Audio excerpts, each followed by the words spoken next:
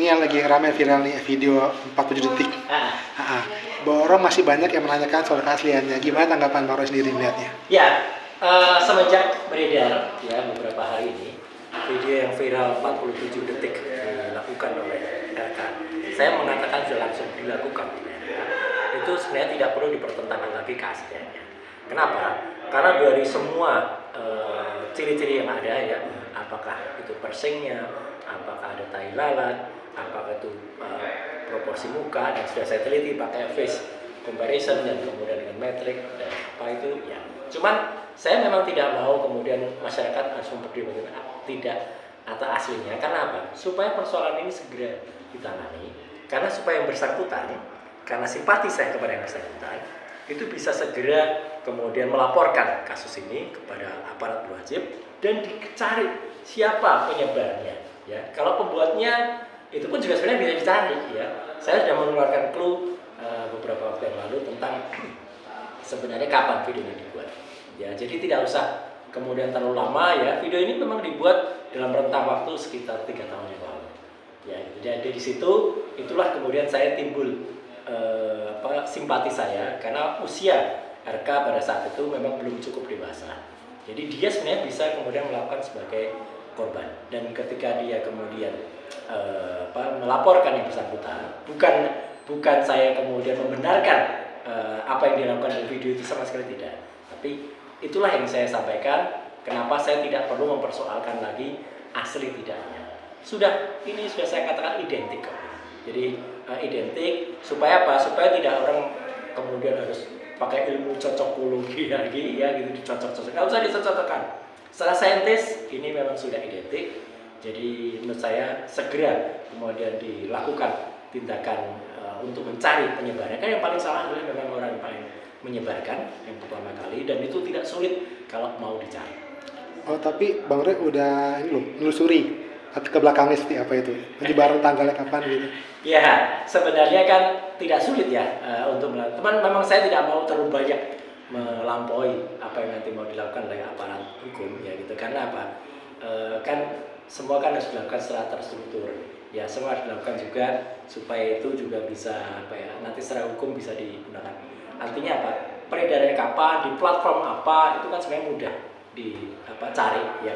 Pertama kali misalnya di platform, apakah itu di Twitter, apakah itu di IG, apakah itu di TikTok, atau di mana kan ada. Dan orang-orang yang ikut menyebarkan ini juga harus hati-hati. Menurut saya jangan ikut-ikutan menyebarkan, karena Undang-Undang ITE kita nomor 19 tahun 2016 sebagai revisi dari Undang-Undang nomor 11 tahun 2008 itu kan memang tidak membolehkan penyebaran ulang dari materi yang masuk dalam ranah pornografi.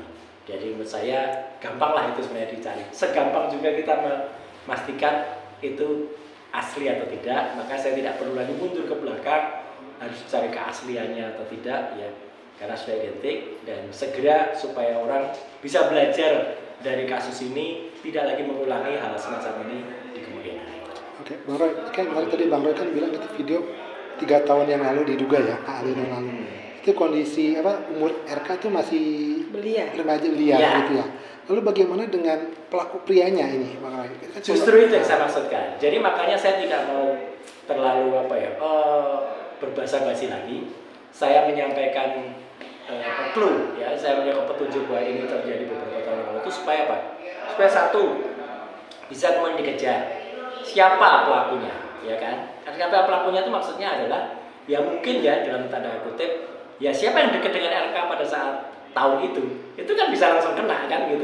Artinya orang yang kemudian ada, dan kalaupun bukan dia yang menyebarkan pertama kali ya, tapi kenapa itu bisa lepas dari kedua orang ini, RK dan pacarnya ya kan? Kenapa bisa lepas? Karena kalaupun yang mengajarkan tuh orang lain pasti ada lepas. Sama seperti kasus dulu, maaf harus saya sebut, kasus video Ariel Cutari dan Luna Maya dulu, itu yang menyebarkan adalah sound engineer pertama kali.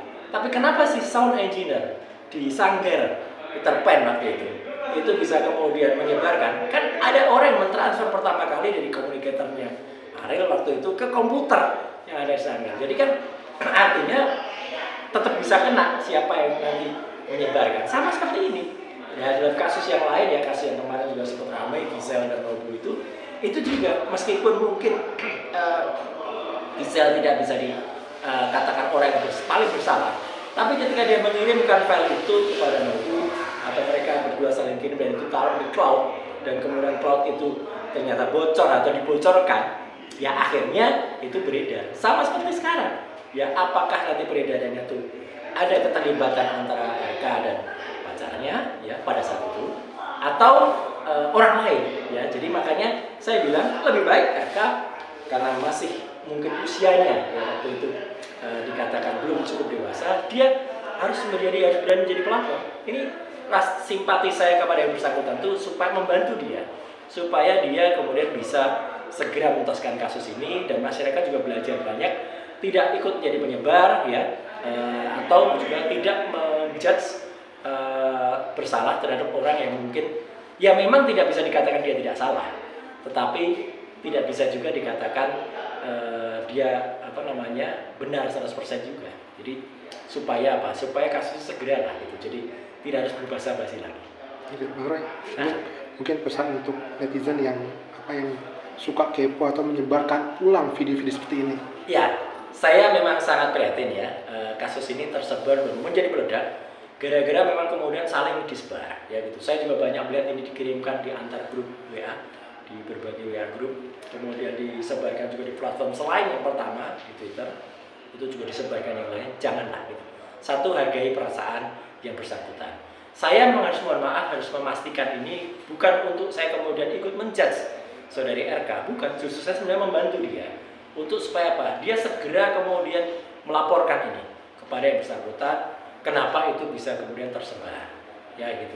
Sama sekali saya tidak membenarkan perilaku dia, ya gitu. Tapi menurut saya supaya kemudian cepat dan kepada teman-teman yang lain yang nggak usah ya tadi dikatakan kepo atau bahkan ikut menjadi penyebar ya gitu. Sudahlah, kasus macam ini kan sudah cukup banyak ya gitu. Atau bahkan orang mencari-cari, ada yang bilang ini nggak cuma 47 detik loh, ada yang 11 menit katanya gitu. Waduh, itu kan makin membuat orang, dan banyak yang lucu-lucuan juga kan, banyak yang palsu juga akhirnya beredar dan malah nanti merugikan masyarakat. Ada yang kemudian ikut mencari-cari, dapat gambar isinya malah yang lain-lain, yang lucu-lucuan juga ada kan gitu sekarang gitu. Dan menurut saya udahlah, biarkan ini ditangani secara baik, tangani secara hukum juga ya. Yang salah tetap salah, dan menurut saya hati-hati untuk masyarakat yang mungkin menjadi penikmat teknologi ini. Teknologi itu sebenarnya digunakan untuk kebaikan, jangan kemudian teknologi itu malah digunakan untuk menyebar kejahatan atau kebejatan. Terima kasih. Terima kasih.